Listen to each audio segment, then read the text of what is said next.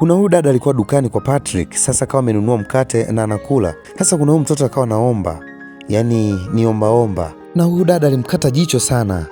Na huyu dogo akafuta mkono ili aombe tena. Huyu dada akasema chukua, alafu akaweka chini. Na wakati huo Patrick alikuwa dukani, sasa akageuka na kuta yule mdada mchezo anaofanya huko nje ni mchezo mchafu sana.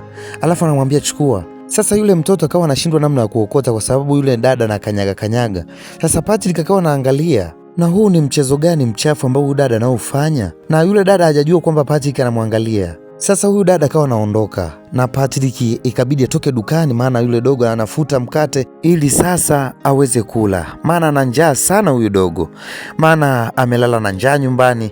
Sasa Patrick ikabidi afanye kitu ambacho anakiweza yeye, ikabidi sasa achukue juisi ampatie huyu dogo, na akampatia dogo. Akafurahi sana kwa sababu ni kitu cha kigeni kwake, hajawahi pewa hivi. Na Patrick akachukua biskuti ili aweze kumpatia.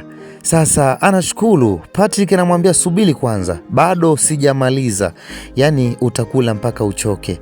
Sasa na Patrick akawa anamwangalia sana yule dogo, na akawa anasikitika sana kwamba yule dada ni kitu gani alikuwa anakifanya. Yaani unamnyima mtu mkate ili aweze kula, anamnyima kiasi kile, ana roho mbaya kinoma.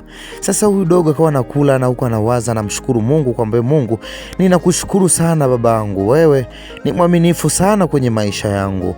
Sasa yule dogo akabeba ile juisi yake na ile biskuti akawa anaondoka pale. Na kwa wakati huo na Patrick naye akawa anafunga duka lake ili aweze kumfuatilia huyu dogo anaenda wapi. Na huyu dogo akawa yupo kazi sana, kumbe mwenzie yuko hapa na yeye njaa inamuuma sana. Na Patrick naye anakuja. Sasa huyu dogo anampatia mwenzie biskuti ili aweze kula. Nyuma ya mic mimi ni Ano Voice, jitu la mtumba, chuma cha Mjerumani. Nikuomba usipite bila kusubscribe channel yangu na kubonyeza alama ya kengele. Tukutane kwenye part 2. Thank you guys.